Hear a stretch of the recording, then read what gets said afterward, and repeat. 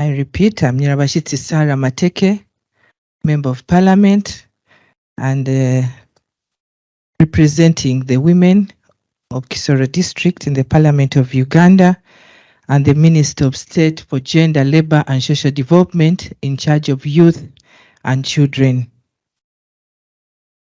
And I happen to be the chairperson of the Commonwealth Youth Ministers Task Force, and I have stayed on this seat for more than 7 years, but I'm soon handing over this time. I'm still waiting.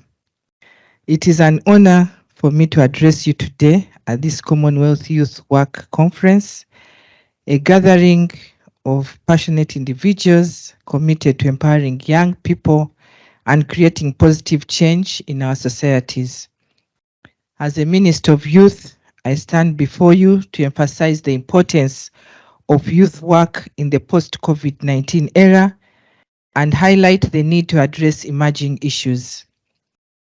COVID-19 pandemic has posed unprecedented challenges for our global community, and its impact on youth people or the young people cannot be understated. The disruption caused by the pandemic has affected every aspect of their lives, from education to employment and mental well-being. In these challenging times, youth work becomes even more crucial. It serves as a catalyst for social, education, and personal development, providing young people with the necessary tools to overcome and build resilience.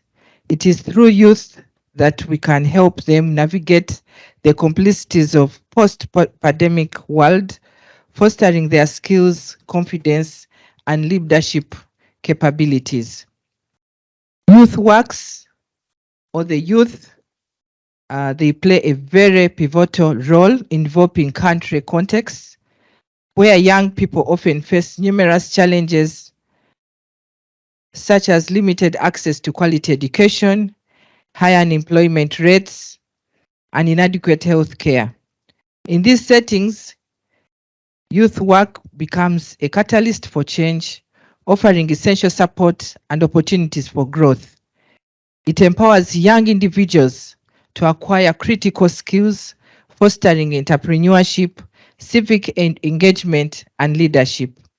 By investing in young people or investing in the youth work, developing countries can harness the immense potential of their youth population, paving the way for the sustainable development, social cohesion, and economic progress. It is through youth work that young people can become advocates for their own futures and contribute to the betterment of their communities. One of the most pressing concerns we face today is the mental health and of the young population. Let me just give you an example. When the WhatsApp apps were beginning, there is a man I used to sit with. All the time I would find him laughing alone. So I would get concerned. He has a phone, he's laughing alone. Then I would ask myself, he's not on phone talking, he's laughing alone. Little did I know that I'm also going to the same thing, beginning laughing alone with the phone. Slowly, these things are growing. And each time, that loneliness, people sit in their houses, no one wants to talk to the other. Everybody is on a what? The father is on the phone, the children are on the phone, everybody is on the phone, no one wants to gather and talk to the other, so everybody is on the phone. At the end of the day, I even also believe that this ICT has contributed a lot to our mental health. Somebody should do research. You people are laughing, but if somebody should do research, it is real. The pandemic has exacerbated existing mental health challenges and created new ones. Isolation, uncertainty, and the disruption of routines have taken a toll on the well-being of young people worldwide. As advocates for youth, it is our duty to address these emerging issues with compassion and urgency. Youth work provides a safe and supportive space for young people to express their emotions, seek guidance, and access mental health resources.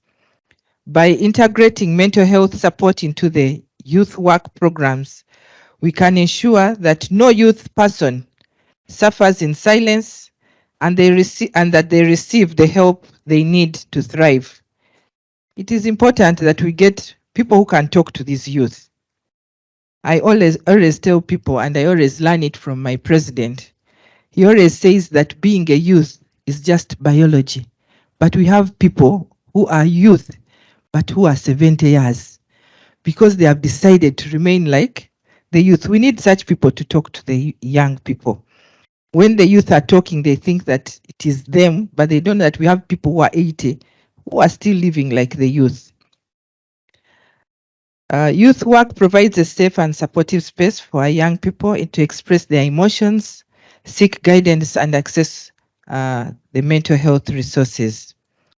To fully harness the potential of youth work, we must call upon our governments across the Commonwealth to invest more in the youth development.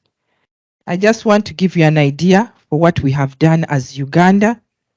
After the president had launched the youth work policy, one of the things that we have invested in, we have looked at it as in a holistic way, in education, to make sure that people get access to free education right from primary up to secondary. We have created ICT hubs to help the youth, and of course innovation centers. And we have put there a fund for the youth. For all the youth who want to come up as innovators, we have put there some fund. We have also helped the youth, those who are in agriculture. I always tell people that when you're looking at the youth are in different categories. We have youth who are able to go to school. We have youth who have dropped out of school. We have youth with disability. We have youth that have gone to school and have graduated at different levels. So when you're planning for the youth, you have to put at least in every sector something that will address something to do with the youth, especially when it comes to developing them and of course supporting them in what they think that can help them in the future.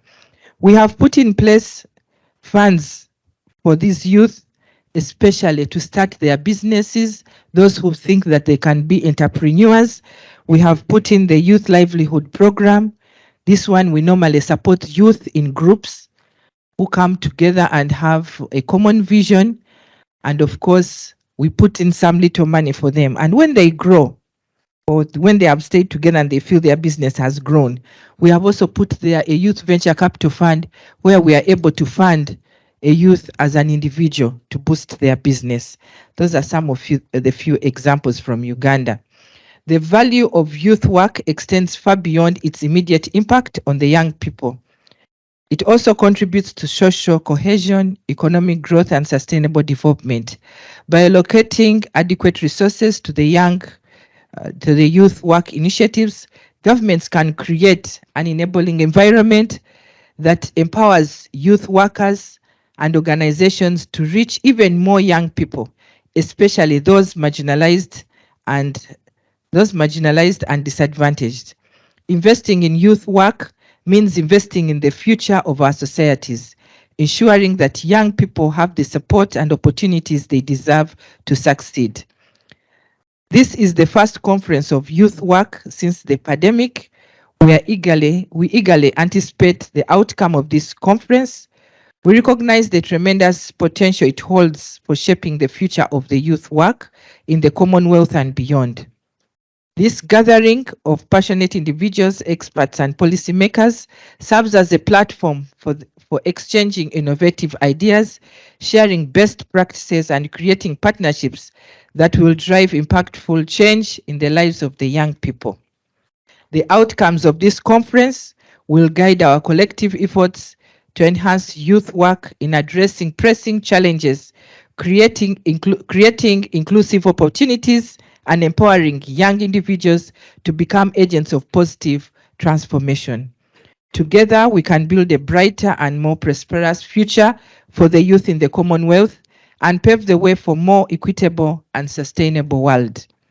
Before I conclude, I would like to take a moment to commend the Commonwealth for its commendable efforts in advancing the well-being of young people and consistently recognizing the importance of the youth work. The Commonwealth Youth Program is celebrating 50 years this year.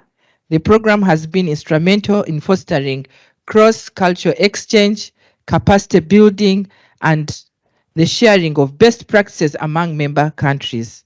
Let us celebrate the progress we have made together while acknowledging the work that lies ahead.